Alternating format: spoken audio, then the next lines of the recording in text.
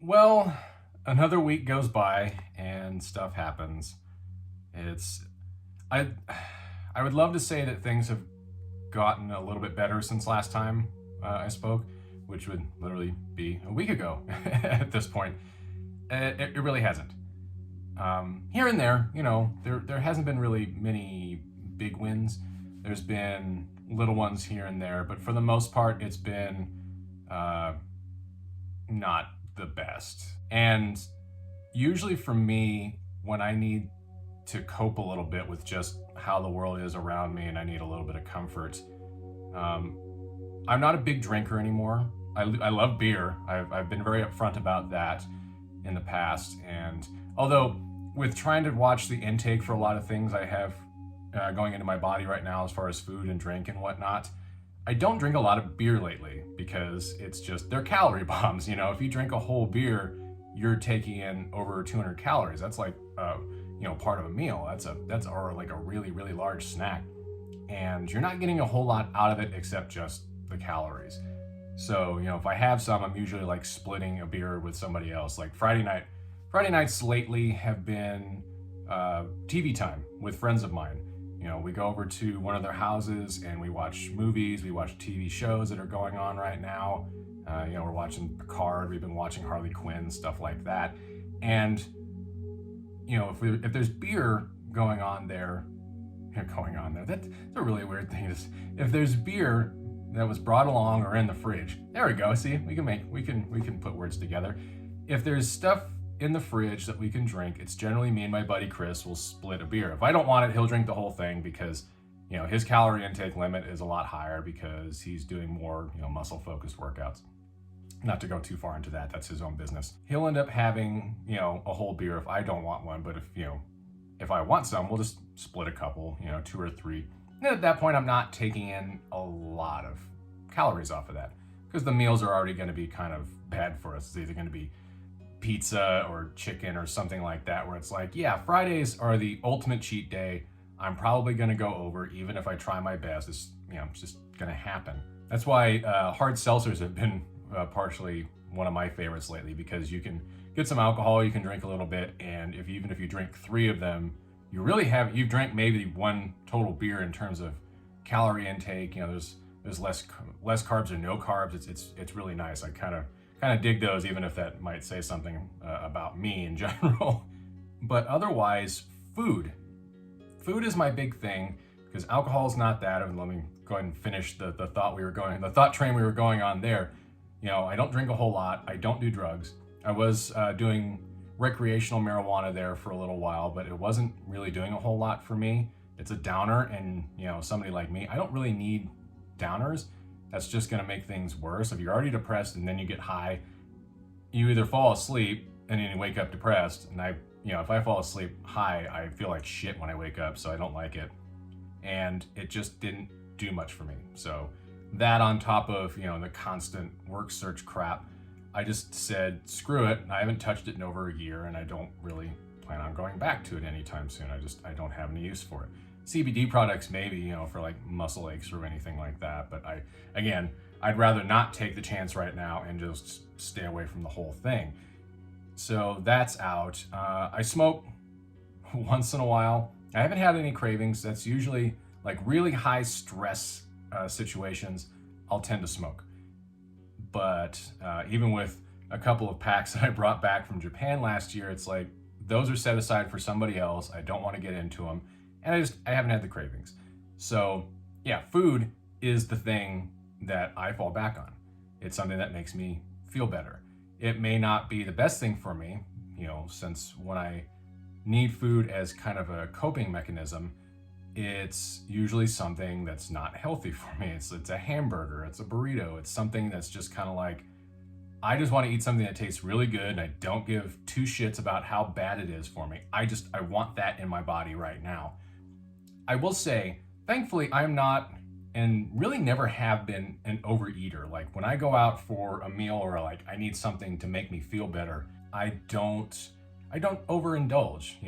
I'll go and have a burger and fries, just a set meal, a combo meal, where It's just this, and this, and even lately, if I like, oh, I want a soda or something, I'll get a diet soda or a zero sugar soda or something, just where I'm still somehow, relatively conscious of that.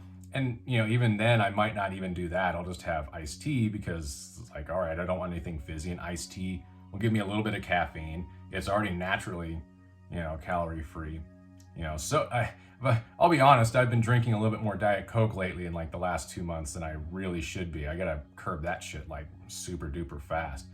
But, yeah, it's a set meal and I'll have that and I don't care. If I go to In-N-Out, like give me a double double, give me a double double animal style, or maybe I'll make the fries animal style. I don't give two shits. I'll go to, Don Tortaco or Roberto's and get a California burrito. It's got meat and fries and salsa in it. It's like, I don't give two shits about what it is. If I need it and I want it, I go get it.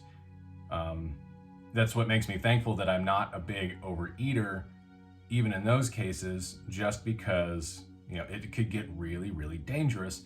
And some folks, that their coping mechanism is food, but then they end up eating way too much.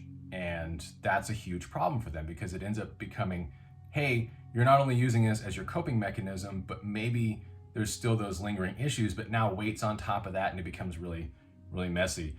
When I was living in the northwest part of town, up in Centennial Hills, it was a mile to a mile and a half, at the very least, to get someplace where it's like, hey, I want something junky to eat. Well, you're gonna have to walk there anyways. So if you walk there and walk back, you've already done 2 to 3 miles walking. So when you eat the food, it may not be as bad for you to begin with, and I might not eat a ton the rest of the day. So somehow it's not going to be the worst thing, but maybe that's me trying to go, yeah, I feel a little bit better about it. Cause sometimes you're like, I don't want to go out and eat, but it can be a really major drive to just, getting out of the house is not bad, but getting out of the house to go eat something that's going to put like 1,500 calories into your body in one single shot, not the best thing you could do for yourself.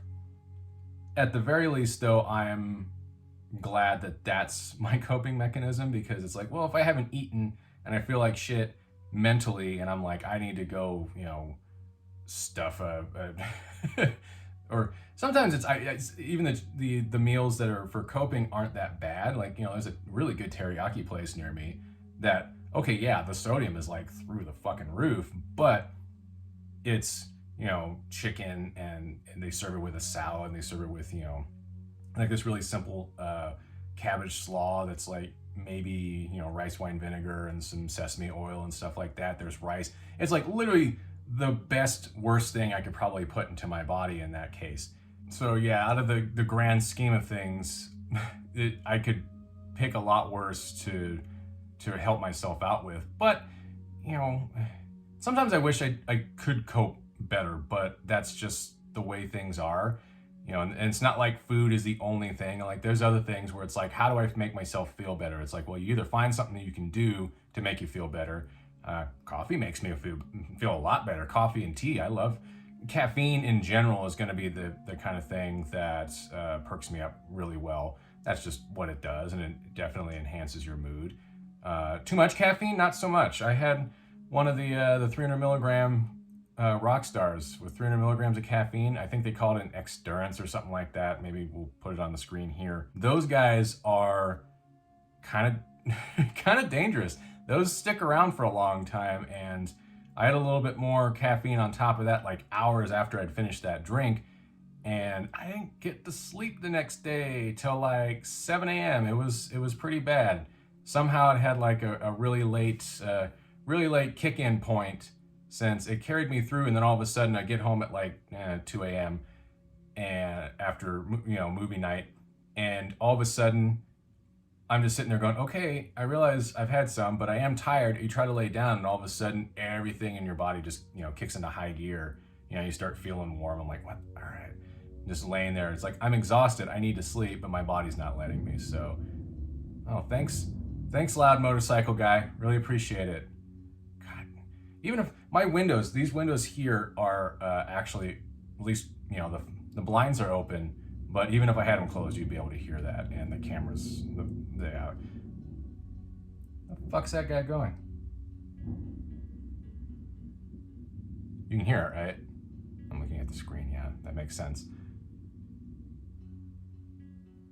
Sounds like a fart. Anyways, so aside from Mr. Motorcycle Guy, we'll go ahead and leave it at that for now. It was really more kind of me wanting to bring up the question to you guys. What do you do, certainly in times of stress? You know, you may not deal with anxiety, you may not deal with depression. You know, not everybody does. A lot of us do, but you know, some folks, I don't want to say, and I don't want to look at you and go, oh, you got your shit together. It's like, just, it doesn't affect people either that much or at all or to the same extent, but we all deal with stress and we all have ways of dealing with it. What was yours in the past, if you've ever had to deal with times like that, where it's like, okay, what was the way you handled it? Was it something potentially negative? Was it something positive? You know, certainly if we, you know, have enough people that chime in on that, maybe folks will be able to learn something new and have extra options at their disposal, something to think about next time when they really need to take care of themselves, because that's the big thing for me. And it's a little bit of a worry when I do go out and I eat something like shit. I'm like, what am I doing to myself overall? Like, I like to have, you know, hearty meals, and unfortunately my affinity for fast food is probably a lot larger than most people's is, and you know, I don't apologize for it. Sorry, I like I like what I like, and I'm not going to stop that anytime soon until I decide, hey, I don't want to eat this shit anymore. But yeah, chime in down below. I'd love to hear what you guys have to say about it. But in the meantime, hopefully no more motorcycles show up, but we'll go ahead and stop it here, and hopefully I can do another one like these next week, and hopefully it's a little bit better news, you know, for anything, and just in general having a better week than the last two have gone. But yeah, I'm still here, and I'm still pressing on and keeping my eyes open and seeing what's happening, and trying my best to take good care of myself, or at least decent care, you know, better than beating myself up. But anyways, guys, thanks for watching. I really appreciate it, and we'll hopefully see you all next time.